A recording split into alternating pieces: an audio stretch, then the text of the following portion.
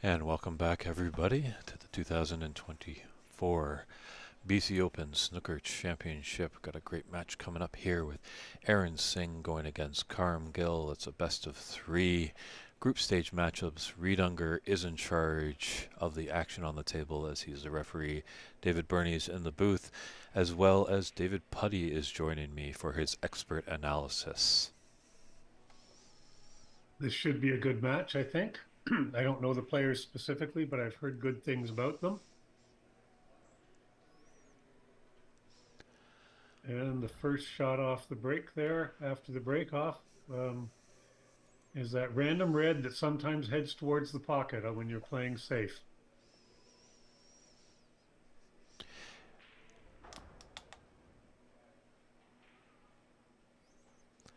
Yeah, I'd say both these players kind of lean a little bit more on the aggressive side. They like to get into the balls sooner and develop and make those high runs. Well, just the fact that Aaron took on that yellow in the side pretty much says what you need to know about that particular player, because the player that's not playing confidently is going to play the roll up. And he took it on and played it very well.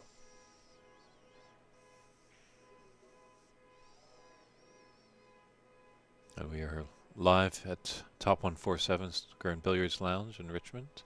We're on Snooker Canada's YouTube page. Feel free to share it with all your friends out there. And if you're looking for updated scoring, as there's a lot coming fast and furious on day one, check out the challenge site at challenge.com/2024 BC Open Group Stage.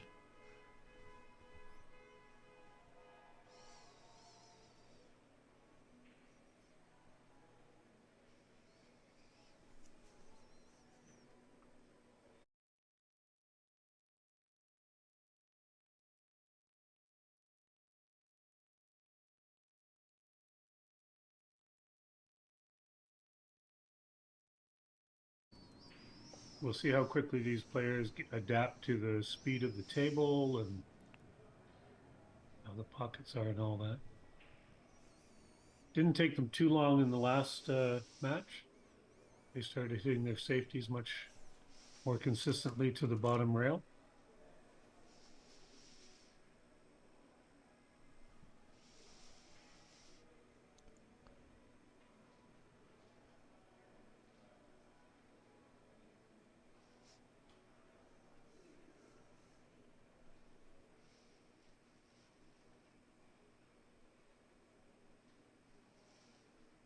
He's gone a little far for that red closest to the pink, so he's looking at splitting up this group of four or playing safe or playing this one up just off the rail. And that's the one he's found.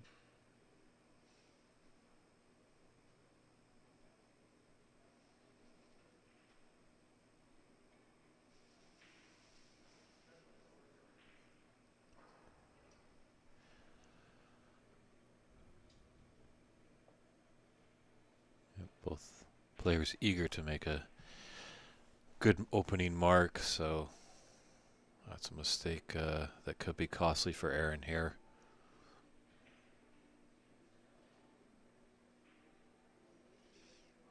Karim, who also plays at our sister club, shall we say, at the Star Snooker Club, who's helping us out with this tournament. They might have a stream going over there. Take a look at them at Star Snooker Club at facebook.com or just Star Snooker Club on Facebook. Don't need the .com. A chance gone awry there for Karim.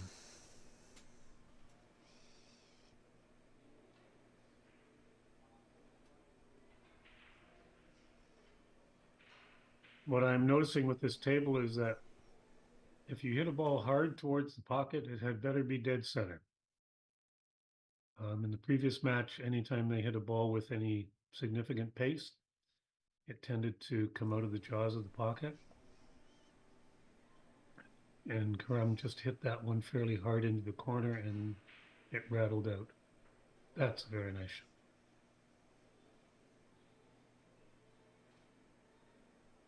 Again, as you were saying, David, these guys look like they're a little more willing to take on the shots. Yeah, grab the bull by the horns. Mm, ooh.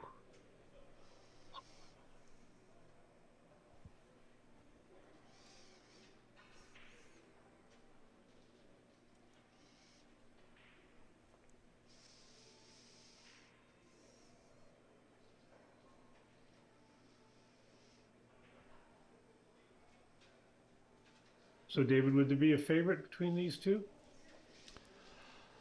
I think once Mhm. again these are both equally balanced players. I don't think the scale tips to one or the other.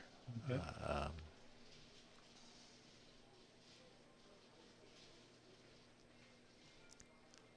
when you look over the sheet, you do see some matches where you're like, "Oh, this might be one-sided." It might be Hmm. our next TV match might be one-sided. Last year's champion Albert Kennedy, or Kenny, I should say, definitely one of the favorites to win, but he will be taking on young Margot Lisovenka, one of two females that is in the tournament. Hmm. But Margot definitely knows her way around the table. Her mother Hannah is helping out doing refereeing over at Star. Is the And women's game in BC in the West Coast starting to see a rise, given the women's professional tour had that event in Seattle? I think definitely a little bit because I know the women's they're just look hungry for players. They're you know Hmm. a lot of players look, oh, I'm not good enough. I don't know. I can't be on the same level as Mink or Anyi or Bex Kenna that comes over. But it's all about experience. Uh, the great story one day when Ian Doyle invited Steve Davis to come up and play this young guy named Stephen Hendry, and Doyle told Davis, just thrash him, just destroy him. And Davis did, ended up winning the matches 10-1, 10-0, 10-2. But then that changed as Stephen Hendry has 7 world championships to Steve Davis that has 6. So sometimes you need to lose to know how to win in this game. Hmm. You learn a lot by losing. Hmm. And I think all the women that went down to the U.S. Open, some of the Canadians, I know our good friend Marianne McConnell was down there and just had a blast. Uh, they know that it's going to be tough, obviously, going against these strong competitors. The work ethic of Anyi is unmatched for sure. But let's just go down and have some fun in Seattle and play the game that we all love. Marianne McConnell is an old dear friend of mine back from the early 1980s in Toronto. Her and Grace Nakamura and a group of us used to play in an old pool hall on Avenue Road, I guess it was. Avenue Road in Eglinton. 24-hour pool hall. We used to always be in there really late at night. Fortunately, I haven't seen Marianne in a very long time. Next time I get out to the West Coast, she's on the must visit list, but I'll have to spend some time with her again. It was great to see that she was playing again when I saw her name on the women's list. Yeah, her and Kathy McDonald, they do play a lot of pool. I think Sheila King as well is another Yep. familiar name. And I think now that they're seeing snooker kind of rebound, they're getting a little bit more interest in it. And as you said, definitely helps having a professional women's event very close to us in the Vancouver area, just south of the border in Seattle. Mhm. There are pictures of, I think, about 5 or 6 Canadian women all over in England at one point in time, going over there for tournaments. Sula Maish was one of them, I think, and Grace and Marianne, and I'm trying to think of who the others were, but there were a number of them that went over and did very well at that time. Sure, I think Mary Ellen Homanchuk was over there as well. Okay. Um,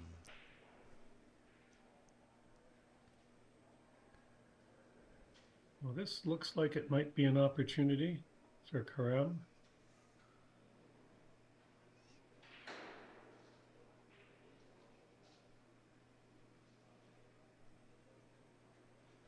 Just trying to figure out how to navigate to the pink ball probably here. Oh, angle was wrong, I presume.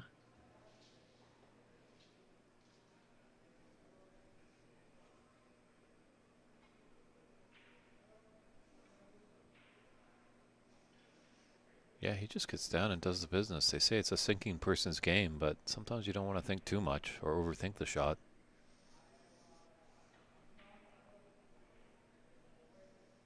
This one is a nice shot if he plays it well for position on the pink. Just overhit it.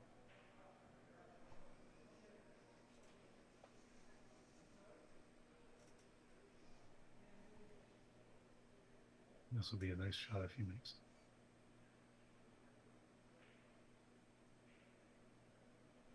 Nicely done. Like a hot knife through butter, nice and smooth. Again, just a statement about how he's thinking about the game. He didn't hesitate to play that shot.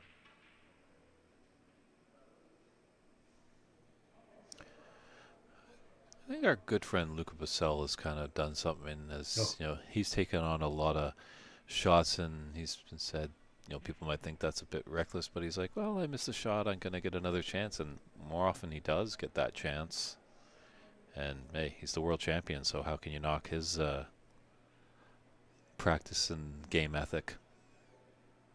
well, you and I both had the opportunity of watching him at the Worlds last year, and it was amazing the shots he was taking on. And fearlessly, just, I'm making this, I'm making this, I'm making this. Oh, I didn't make that, but I'll be back at the table. And sure Yeah. enough, he was. And he was very close to being knocked out again in the first round to Mm-hmm. definitely Pacific Northwest favorite player, Ricky Walden. Ricky, who's Mm-hmm. been in our backyard and down in Seattle a couple of times. And I think he's got a huge legion of fans out here on the West Coast. I had the pleasure of playing him in Vancouver that night, so playing Ricky.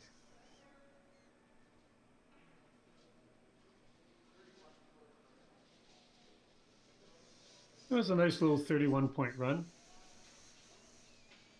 Very smooth player by the look of it.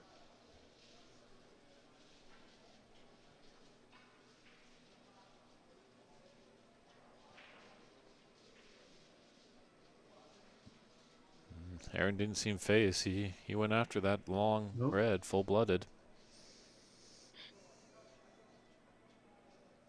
I think the tone of this match will be different than the previous one. I think that's quite an astute observation, Mr. Buddy.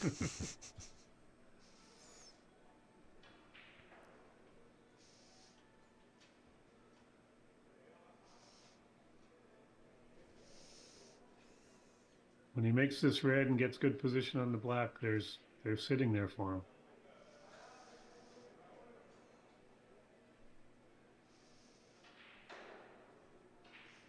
I think he just went to get an extension. Not sure. You know, there he is.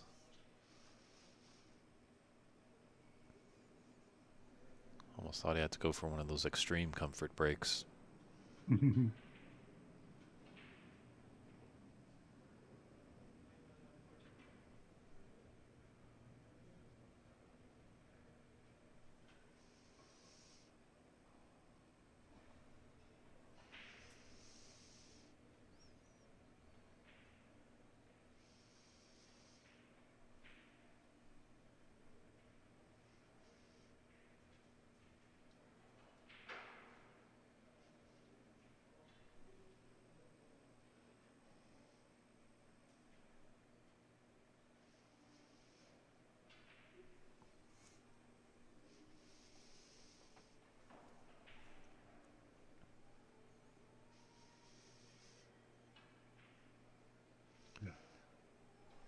He hits the ball very nicely. He's got good follow through.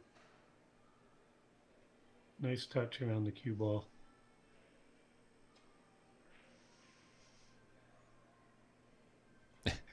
Karam not used to having a referee. He's trying to spot his own black, not to disturb the rhythm.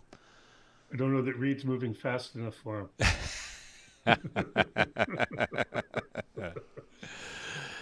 It's true. We're definitely appreciative of Reed and Dalton, and there's some older statesmen that have been around the game for quite a long time. Yeah, It's great to see them yeah. step up to help us out with refereeing duties, but not the quickest on their feet sometimes, but we do really appreciate their help. I do remember playing Reed in the Canadian Championship in Toronto quite a number of years ago, probably late 90s or something like that. And always enjoyed playing Reed. He was fun to play. Took the game very seriously. Always wanted to win, but pretty enjoyable to play.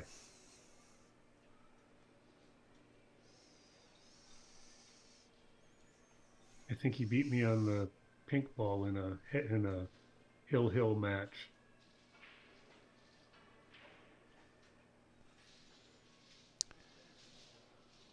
But we always Yeah, try and forget those. So yeah, Reed quite a tall gentleman, that's for sure. He's almost Canada's own Jan Verhaas of the refereeing world. mhm.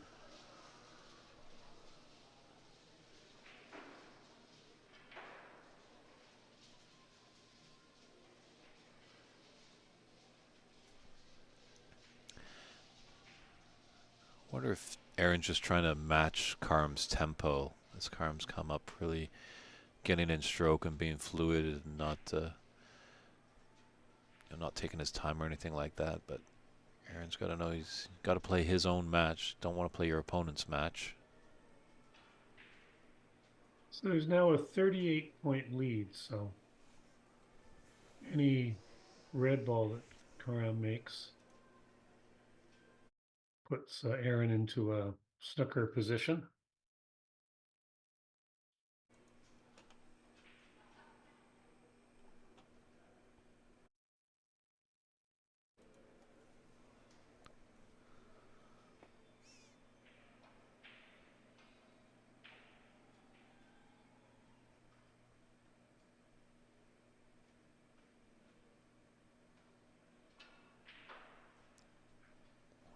That'll boost your He was confidence. he was almost forced into that shot. The safety was going to be as tough as the pot to get that ball safe. It was Sean Murphy. I remember hearing a quote from him saying that if the safety is as hard to play as the pot, you may as well play the pot. Ooh. Time to call up Doc Brown. Get that DeLorean out. I think someone wanted to go back in Go time back in there. time. Yeah, I've also heard Sean Murphy when he's in a black ball or a respotted black that, hey, if you have the opportunity to take on the black, you go for it. No.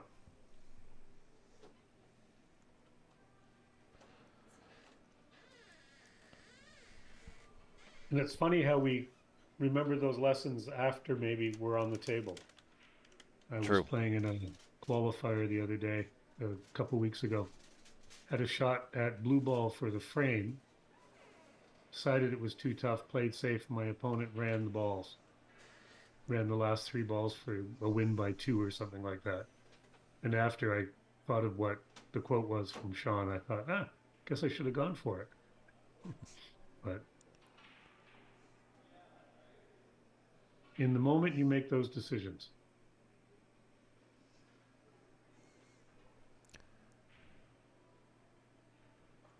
These guys have a mantra of almost just kind of getting to the colors. As long as I have an effort, I'm close in the colors because they're taking on a lot of pots. This might be the end of the frame if this red goes in.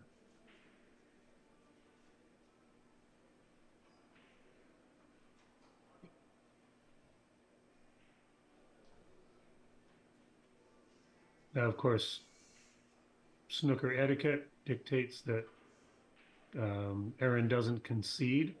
while Karam is at the table. They're allowed to finish off the frame as they will, but you'll see at the end when if Karam does miss, that Aaron will concede the frame. Yeah, one of those etiquette rules.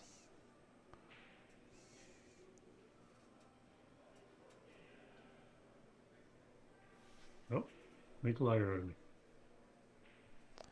Well, we'll just have to see how many points are in it. We've got, what, 25 in it? Oh, you There have a is rule a, of and three, they're more than explaining it. three snookers. What Aaron might have wanted to do there was just get a little more table time to get used to the table. But given that you want to keep the tournament moving along, you don't allow players to go for 4, 5, and 6 snookers.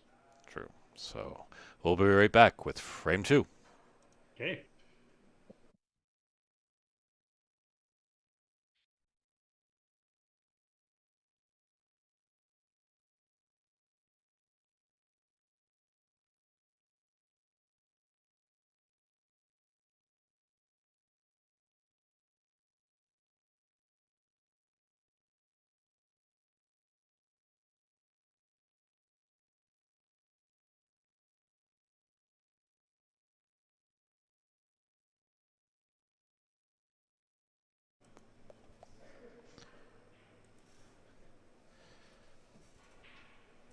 And Aaron Singh to break us off to get started for frame two. A match that, or a frame that he needs to stay in this match. They're short and sweet.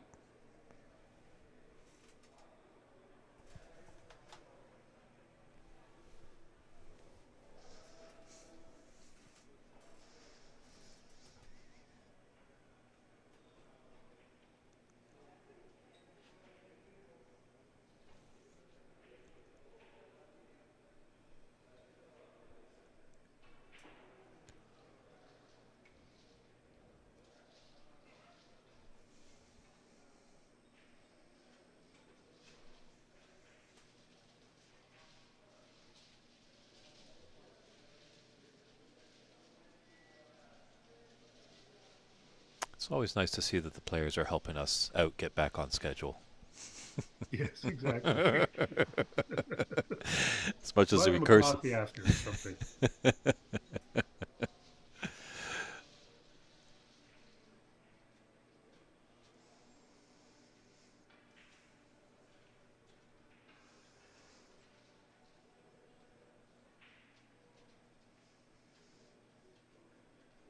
They talk about Ronnie having a quick snooker mind.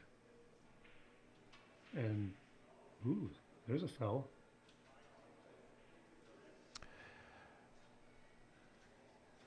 Yeah, The thing is, Karam, once you go ahead, Dave. Sorry.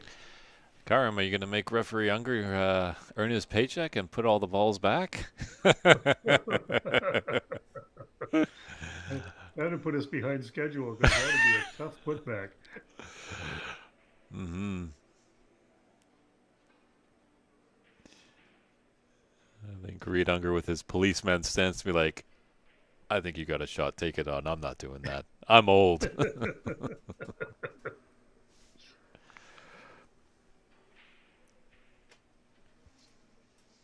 But I think once you've played a certain amount of snooker, you know what the table will allow you to do.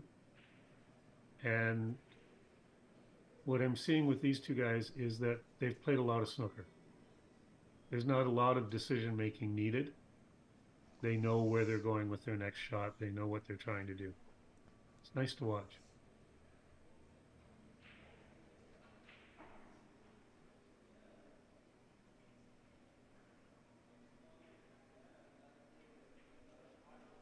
I was looking at the average shot times for the World Snooker Tour.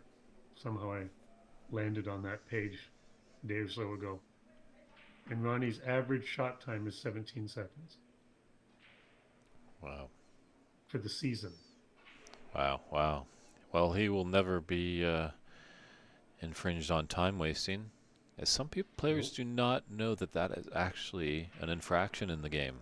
If you're deliberately wasting time, you can be knocked a frame, not 4 points, a frame. But there has to be warnings and some penalty before that. Like that's a final, just like a severe punishment. But that's why they started tracking average shot times. So I mean, the running joke was that it took Ronnie at one point something like with a 5 minute and 20 second perfect game, and then he was playing Peter Ebden sometime later, and it took Peter 5 minutes and 20 seconds to run 13 points. True. But Peter used to be one of the slowest players on tour.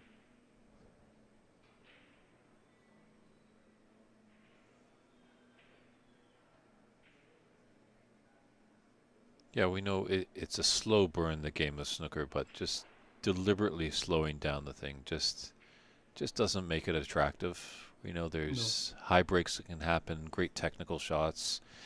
I think obviously when people get into the game for the first off, they want to put, lots of points on the board, make big breaks. But slowly, I think they will find out that the devil will move in, and it's a lot of satisfying to play a telling snooker on your opponent just as much as making a 40 break. mm-hmm. And they have to speed it up for television broadcasting. I mean, if that's the future of snooker, is that they start getting it back onto on regular mainstream TV on a regular basis, it needs to be faster. And so something like the shootout, as the shootout has developed, where it's a 15-second and 10-second shot clock, makes it more attractive.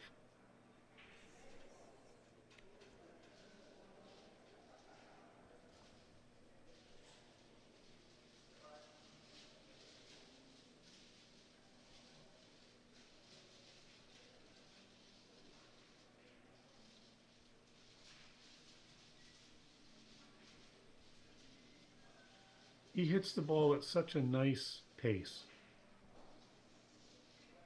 Gets on the shot, a couple of feathers, a nice easy stroke with good follow through, onto the next shot.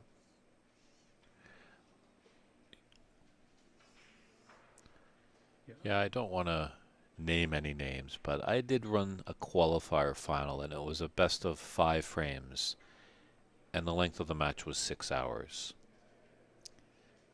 That's And going did to it make go it the full tough. 5 frames? It went a full 5 frames, yes. Okay. So that's sometimes just going to make it a little bit tough. Uh, Mm-hmm. Obviously, there's the debate. Obviously, people have talked, oh, well, people these days want things so instantaneously. And some have mentioned, like our good friend, a fellow Dave of the snooker world, Dave Hendon, has made a case that he doesn't think that's the case. And we know it's a niche sport. Not everyone's going to get into snooker, Yeah. but at least with us providing these streams, people have the chance to get into it. Because I think once you get hooked in this game, it's not going to let you go. Nope. It's, One of the really good control things that Karam just did there, although he missed the red after, is when he played that pink, he made sure that the cue ball blocked off the pink spot so that he would have shape. It's just those little intricacies that I'm seeing in both of these guys' games, but Graham is just delivering it a little more right now.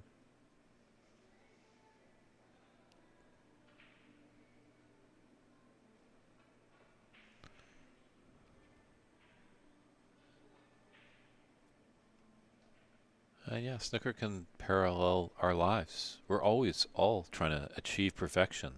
We know perfection in this game is 147, and there's not many people that have achieved that feat. So that's, I think, a big thing that keeps bringing us back to the table.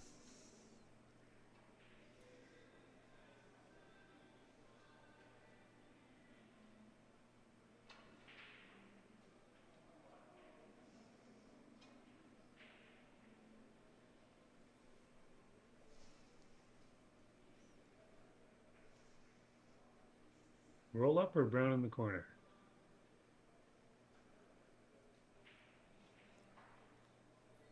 Yeah, he's having a good think about it.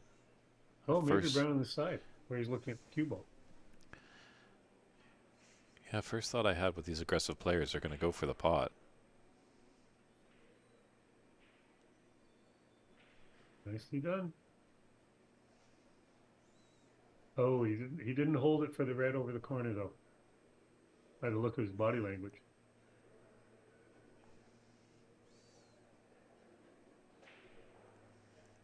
Hmm, no.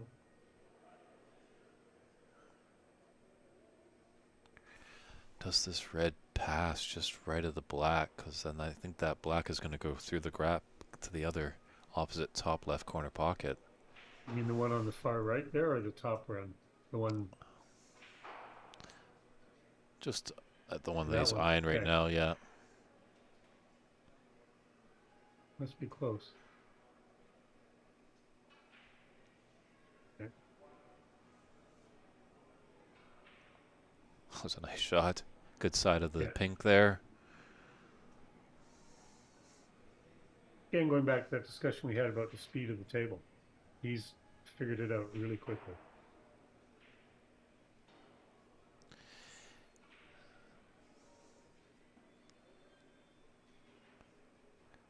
Yeah, it's funny when you hear a lot of players kind of complaining about certain things on the table. One thing is, obviously, your opponent has to play on the table as well. But, obviously, David, you've had a very longer career than I have. But have you ever encountered a player that has complained about the table when they're winning? Yes. Okay.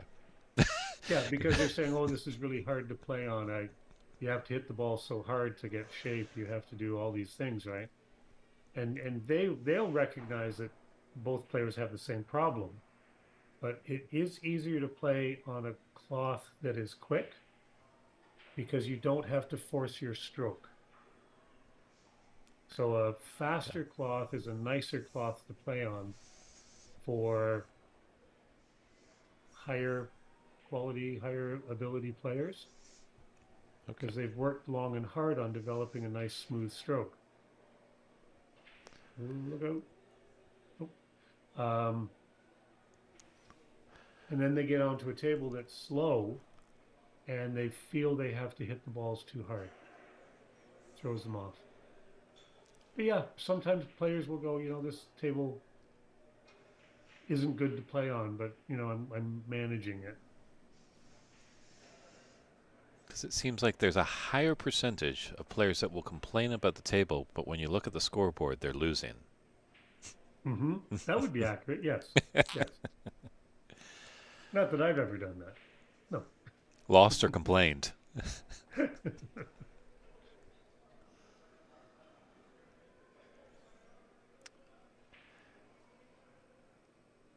Pink is kind of, I think, taking that top right corner. It's blocking anything to be profitable there in the red. Karm with a 32-point advantage. Still lots of points on the table.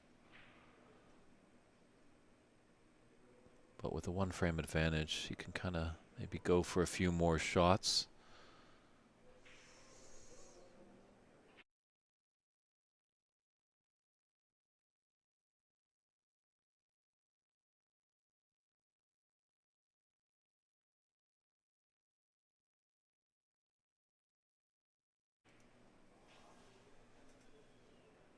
So this frame may develop where the reds get pushed over towards the pink.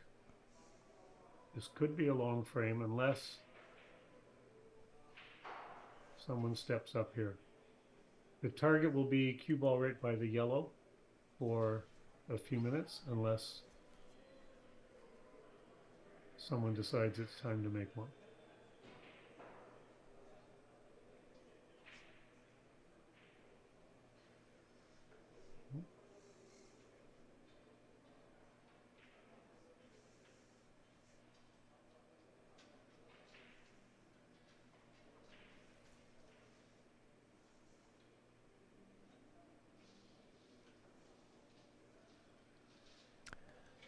It's quite interesting last year.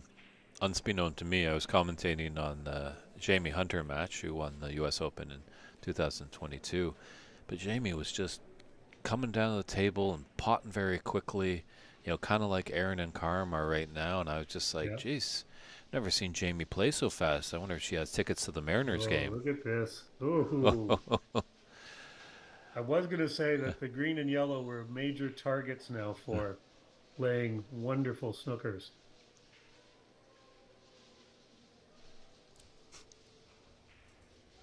Okay.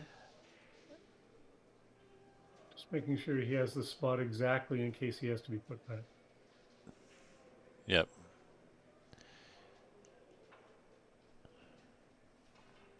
This is going to be a tough one to get out of.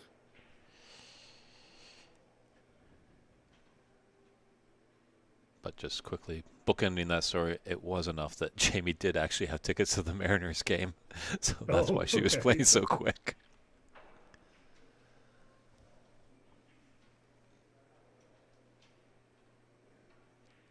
So there's an interesting rule here as well. And again, I'm not on the table, so it's really hard to know. There is a thing about an unhittable hook.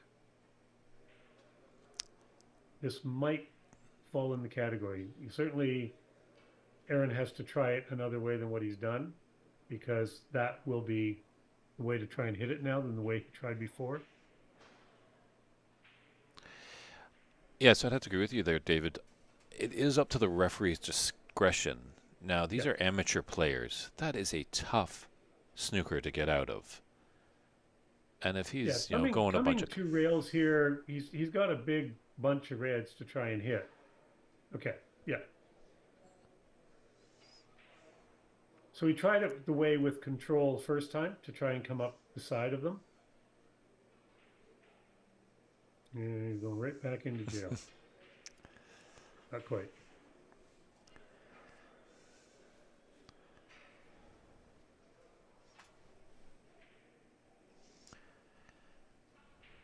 that is a tough sometimes what we're up against with the foul and miss ruling with the self-refereeing matches that we do because we just don't have the numbers behind the scenes Yeah. is because kind of it's a judgment call and obviously you're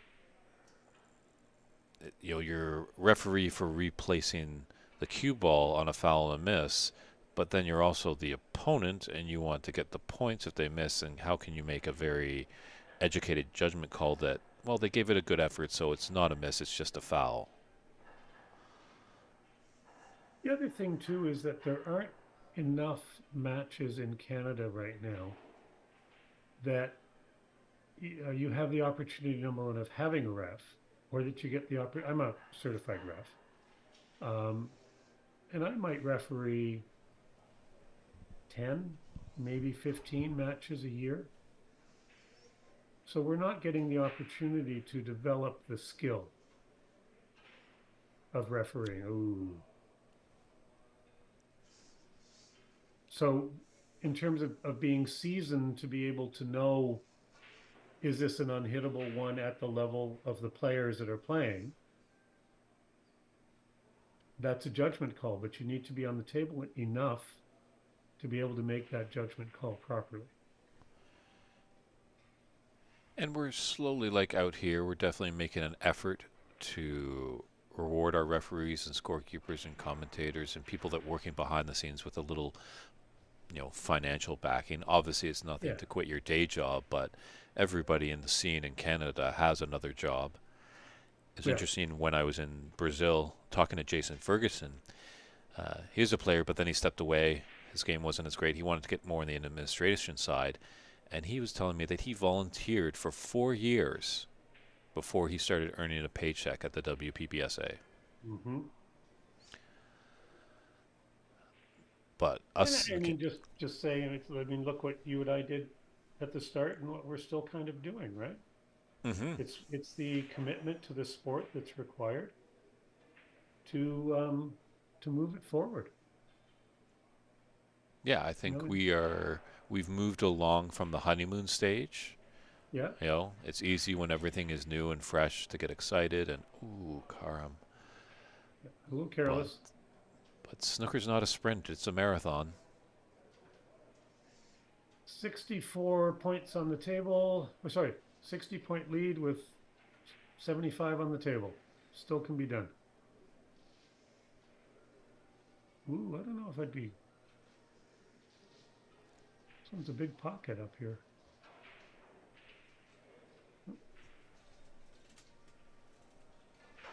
Okay. That's how you play it when you have a 60-point lead. Snooker's a funny game. One match, 3.5 hours. Another match, 30 minutes. Right. I know obviously that's probably a tough sell to the North American sports broadcasters, as you know, we don't really know when it's going to end because it's not a timed Mhm. event. Yeah. But I'm And pretty you sure. and you don't know the type of game you're going to get. Is it there's as much value in a safety game, a high quality safety game, as there is in watching 100-point runs. Hmm. But does the public appreciate that? Or And, will they appreciate that? How many and people like to watch golf? If you don't play golf, it's pretty hard to watch. hmm. So that's what we're up against in trying to promote the sport here.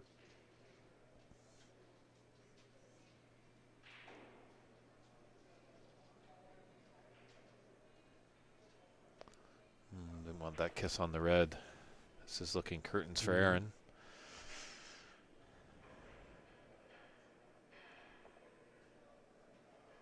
Did I miss that along the way, or is Aaron a left-handed player? He is a southpaw. Okay. I just saw him play that one left-handed, noted it, and thought, has he been doing that all along, or is he one of these guys that plays both hands? Well, Professor Putty, how's that for the report card? Well,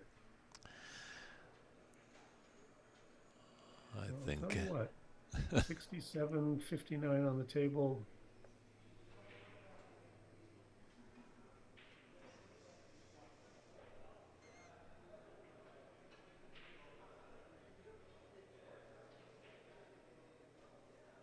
Yeah, just looking at Aaron off table, he's looking a little dejected.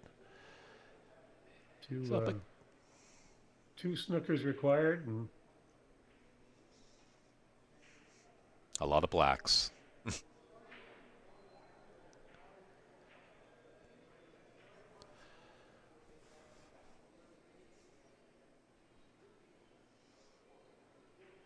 interesting choice.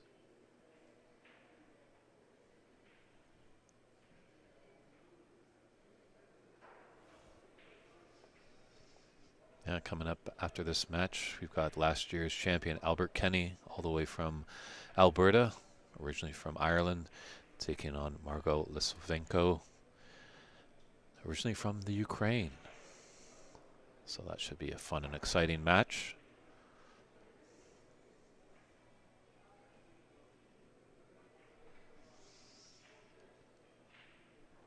So referee Younger just kind of taking a look at the score as it's 67-59. So it's two hooks. Oh, wow.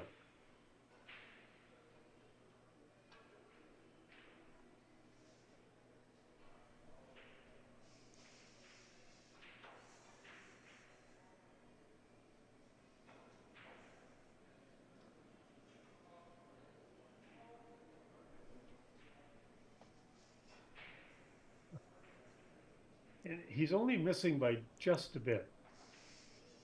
He's not missing by a lot. It's a game of millimeters. Inches would be too generous. I think he got safe there, except for the combination. Good choice.